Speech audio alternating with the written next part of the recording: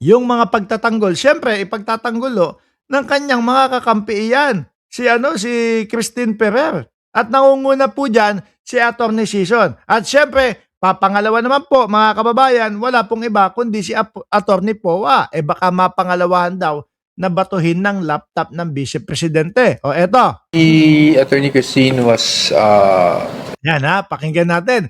Yung mga pagtatanggol, naku, sabi siguro ng Vice Presidente, lang yatong lawyer na to, hinayupak to. Imbis na ako na lang ang ipagtatanggol nilang lahat, ngayon, kasama pa siya doon sa problema ng depensa na ipagtanggol sa mamamayang Pilipino yung kanyang mga pinagsasabi. Di ba? Taas ang kamay dyan dyan sa comment section. Press 1. Kung first time nyong nakarinig ng isang abogado, press 1 Press 1 kung first time ninyong nakarinig ng isang abogado na pwede daw yung misleading question. Sige nga, Vegeta, Rosewin Isidro at Sunny Reyes, Mameta Express, no? Kapag press 2 naman, kung nakarinig na kayo sa ibang mga lawyer na pwede yung misleading. Number 1 talaga di ba? Siya yung kauna-unahang lawyer na narinig ko. Again, pakinggan natin kung paano ididepensa nitong sila Attorney Poa. Itong si Christine Ferrer. maybe Attorney Christine was highly charged, no? Sabi ko nga, every lawyer has his or her own style, pero I don't think naman that Attorney Christine Baka yun nga, baka style ni Attorney Christine Ferrer yung misleading question. Hindi, highly charged. Kasi mainit naman ang ulo ng mga lawyer ninyo. At saka, hindi sila marunong yung tipo bang, alam nyo na nasa national TV, hindi sila marunong ng poker face, Yung kapag ka napipikon talagang, pagka nabubwisit, naiinis na, talagang nai-express nila doon sa doon sa floor Nakukuha, nakakapture ng media. Yung mga pagmumukha nilang lukot kapag ka nababangga o nasasangga sila ng ng opensa. Mga pikon. was disrespectful kanina, so I don't want to comment any further. Pero sa atin, I'm sure there's no intention to disrespect anyone, be it opposing counsel, the witness, or of course the honorable court. Lawyers just have very different styles, no? I'm sure you can tell after seeing different faces, different lawyers the past few weeks. What are we today? 14th day or 15th? 14th day ng impeachment. 15th day, sorry. 15th day ng impeachment. Sa 15th day na ho yan, mga kababayan. Sige nga, dyan sa comment section, matanong ko lang kayo. Sa 15th day ng impeachment ho, mga bossing, no? Ano ang naging score na?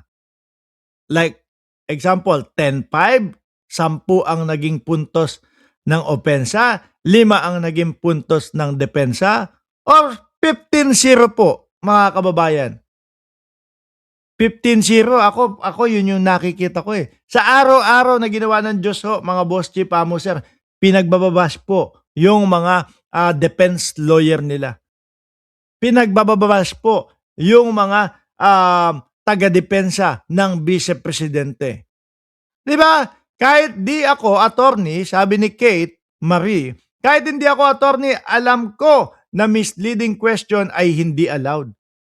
Kaya nga, pag nanonood ng courtroom drama ay lagi ino-object yan. At saka mga kababayan, nagagalit po sila kay Attorney Ligutan. Nagagalit po sila kay Attorney Ligutan kasi si Attorney Ligutan nag-post po, mga bossing. At pinost niya, ipinaalala niya sa publiko, sa mamamayang Pilipino na misleading question is not allowed. Kahit pa cross-examination pa yan. Hindi naman po pwedeng pabayaan ng tao yun. Abogado siya, alam niya yan. No? Paano po kapag ka narinig ng ibang Pilipino? Yung sinabi, binanggit ni Attorney, ano pangalan nun? Christine Ferrer, na misleading question is allowed.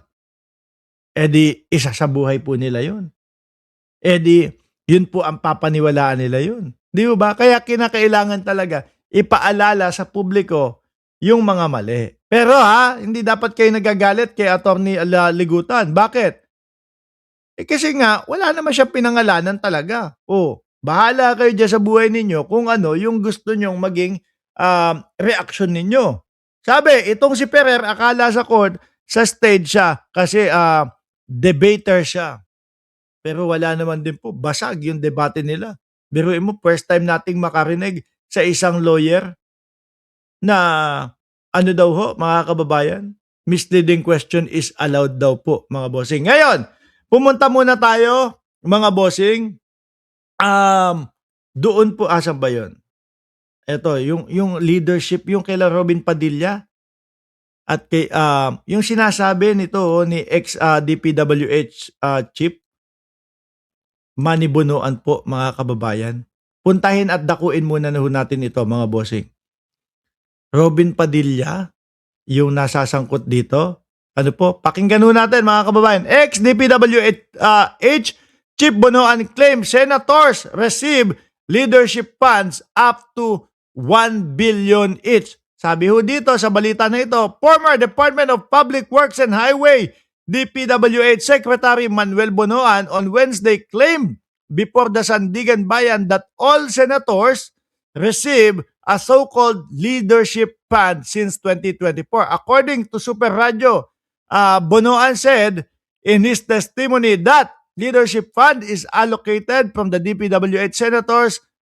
Si Bongo at si Robin Padilla ang nabanggit na mga pangalan. Ito yung video ho, mga boss. Secretary Manuel Bonoan, ang alokasyon sa Okay. Leadership Fund, kung tawagin ni dating Department of Public Works and Highways o DPWH Secretary Manuel Bonoan, ang alokasyon sa budget na inilaan sa mga senador ng 19th Congress. Pagtestigo niya sa malversation case laban kay dating Senador Bong Revilla sa Sandigan Bayan, sinabi niyang may tig 24 billion pesos ang inilaang pondo para dito sa 2024 at 2025 DPWH budget. Laki ano? Pero hindi naman yung mga insertion naman po hindi naman po masama, hindi naman po bawal. Kung maisakatutuparan or kung gagastusin yung pera kung saan ano ang dahilan kung bakit nila hiningi iyon, di ba?